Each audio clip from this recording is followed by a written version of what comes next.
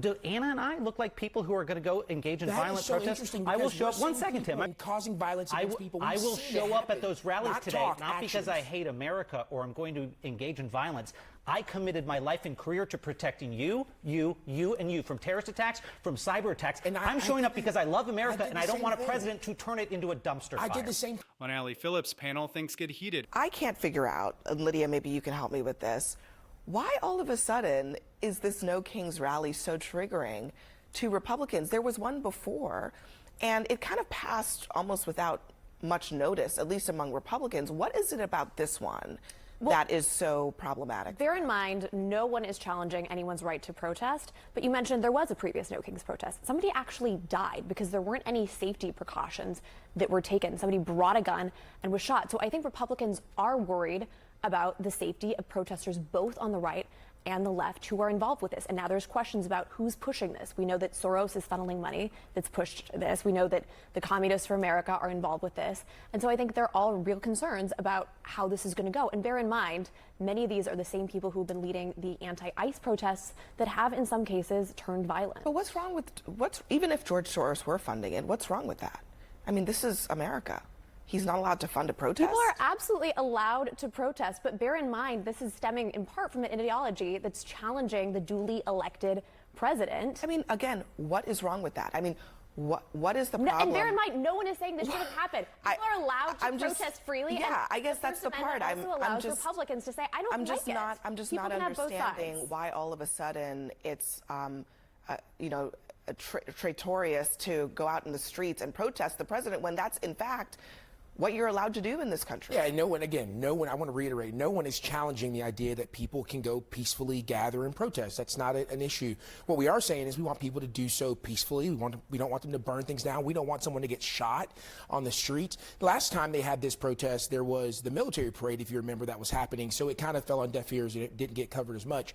But yeah, people can go protest. People can do whatever they want. But when you trace the dollars and you trace the support, it does go back to some left extremist groups, Antifa, pro-Hamas groups that are, in fact, putting There's been no evidence of that, by the way. There actually is. There's federal reports suggesting that maybe they may be linked to it. Wait.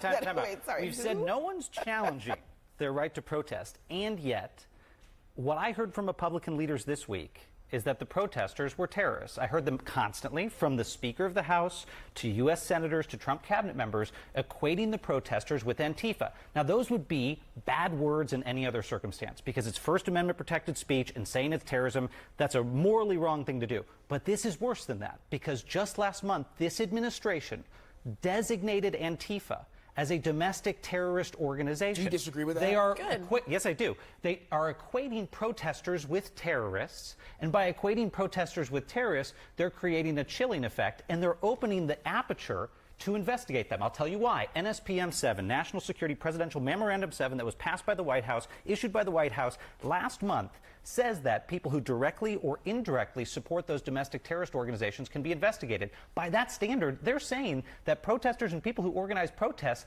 where Antifa might show up could be investigated. And then this week, the administration took control, or made moves to take control, of the criminal division of the IRS. This would be like if George W. Bush had said Code Pink was Al-Qaeda, or people protesting the wars in Iraq and Afghanistan were associated with the Islamic State. I think that's a stretch. I think that people who do these protests, that do them peacefully and they make their voices known, is okay. When you get to the place where you're burning stuff down and you're destroying cities, that's another issue. And when you trace back and you look at who support these groups, who's organizing these events, it's absolutely linked to people who've done the things that I just mentioned. Let me just say, I'm at this table. I actually went to the No Kings rally in June.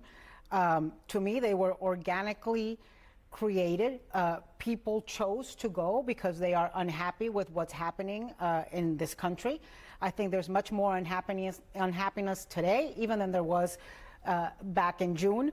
What I saw was people of all creeds, all ages, people with different backgrounds, all coming together and exercising their First Amendment right of assembly and of freedom of speech.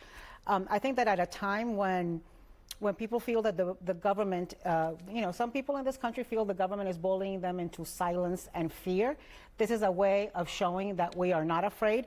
I did not go because Soros told me to go. I did not go because the communists told me to go. I went as an American to exercise my rights. I didn't see any of the things that you all are suggesting. If you were really fearful about fascism, you would not be allowed to protest. That's the irony in all of this, is that people are allowed to demonstrate freely. Totally Republicans true. are 100% okay No, with I'm that. not- wait, And wait, it kind of undermines your whole point. Meanwhile, they have signs that say, but hold Trump is a on. Nazi. So what? Lydia, I So think what? you're so right that That's by the way, his vice fact of president called him a protesting- Nazi too. The fact of protesting is a demonstration of people's rights in a democracy. But you just said Republicans have no problem with it, and yet they've spent the entire week demonizing There were like people. 4 sound bites. Sean Duffy, by the way, I actually have a quote from another Trump cabinet member who said, I'm all about free speech. I'm all about protest. It's the great American way. I'm concerned about who's paying for it and who's organizing it. Bear in mind, this is happening in a moment where there has been an increase in violence against the right wing. But hold on one second. You're jumping all over the place on this one. All I'm saying is there has been a concerted effort, and we played a lot of people, and we probably could have played even more, demonizing people who decide to come out into the streets. And I don't, the other part of this, because I'm going to play what Ted Cruz said about the Soros of it all. I don't understand what the leap is between the fact that the protests are happening and the idea that it's going to produce riots. Here's Ted Cruz. Follow the money, cut off the money. And you look at this No Kings rally, and there's considerable evidence that George Soros and his network is behind funding these rallies, which may well be riots all across the country. And Soros is writing the check. So, okay, he says cut off the money. This is a free country. If you want to fund a protest and a rally, I would argue, and I'm sure you would agree, that you should be able to do that, right?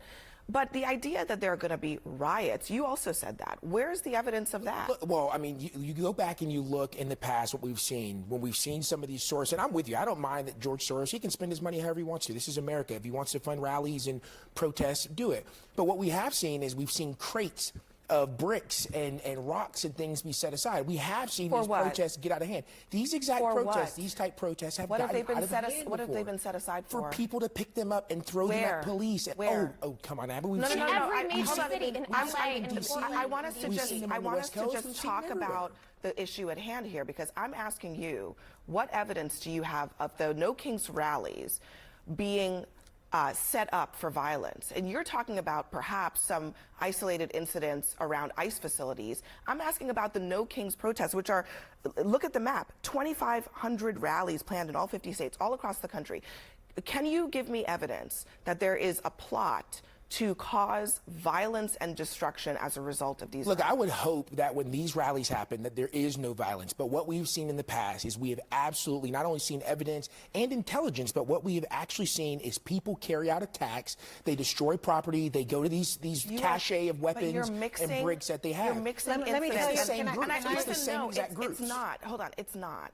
And I do think that this is, you can't talk out of one side of your mouth about this being a free country where you're allowed to protest, and then with the other side of your mouth say that you're going to guilt by association. And I don't even know if the association is real, by the way, but guilt by association, any American who decides to go out and protest their government, if there are maybe other people somewhere in the country that might show up who are, have common cause. People have a right to protest. The people who show up at No Kings may not have been the people at the ICE rally. So how can you blame them let me tell you, or use that as an example? I'm not blaming those people. What I'm saying is the past certainly informs us on how we should deal with these types of groups. They're the same people. Can I tell you what I witnessed on the ground when I was at the No Kings rally in June? I witnessed people who I think were instigators come into the crowd with signs and hats that would be offensive to the crowd that was there for the purpose of baiting people into These are like pro-Trump people? Right. Like, I think they were paid instigators. I have no evidence for that, but I think it's very strange that somebody would go to try to do that in the middle of You're accusing the right? No, I'm not accusing. I'm telling you what I witnessed. Okay. And we're telling you what we've witnessed. One thing about that. In LA, in Portland, in Washington, D.C. I have to physically be on the ground. I can't look at multiple news clips. Lydia asked a question earlier, and I think it's important to address it, which was, and I mean this legitimately, are people afraid to go because what they've heard from the right? I will tell you firsthand, a lot of people I've talked to have said, I'm worried about going because I'm seeing all of this stuff about retribution out of the White House. Tim knows it, Lydia knows it, Anna knows, everyone at this table knows that there's, let me finish, Tim, that there's a revenge campaign coming out of the White House. Ordinary Americans are scared to exercise their First Amendment rights because they're being told that so they are terrorists. Do Anna and I look like people who are going to go engage in violent protests? I will show up. 1 second, Tim. I'm finishing. I will show up at the rallies today. Not because Tim, and causing violence against people. I will show up at those rallies today, not because I hate America or I'm going to engage in violence. I committed my life and career to protecting you from terrorist attacks, from cyber attacks. And I'm showing up because I love America and I don't want a president to turn it into a dumpster fire. I did the same thing. And you're talking about talk that you people feel threatened because of talk. We're talking about action from the left that has gone completely unhinged with violence. Tim, it's not just talk. And in Arlington County, the president of the United States accused me of treason and issued an executive order against in a restaurant. We've seen that happen. So you're talking about talk. All right, next for us. When you acquaint protesters with terrorists, you're attacking the right to protest. In a country sliding towards authoritarianism, the right to protest matters more, not less. This country was born in the wake of the Boston Tea Party. We did not want to be ruled by a king. The irony is she can't see that Trump is behaving more and more like the very kings we fought to escape. Antifa literally means anti-fascist, yet they frame anti-fascist as the threat while excusing authoritarian behavior. Their worldview is so myopic, they can't admit most Americans oppose Trump. I agree with Anna Navarro when she says that these protests are authentic grassroots efforts by the people to be heard. We don't want to live where ICE agents are snatching up innocent people. Meanwhile, Trump pardons convicted felons like George Santos. These protesters are Americans, and Americans are not Antifa, and they're not Hamas-funded terrorists. The right would love nothing more than a single violent incident to use as a pretext to clamp further down on our civil liberties, to demonize anyone on the left as being anti-American. Shame on those enabling that narrative. People like Ted Cruz, too little speaking for themselves and standing up for what they actually deep down know is right. Equating protesters with terrorists is not about safety, it's about more power for Trump and his cronies. It's about scaring citizens out of exercising their rights, and we should refuse that bait. And thankfully, this weekend it looks like we did. Like this video if you made it this far and subscribe to the channel. Stay tuned. I'll see you real soon.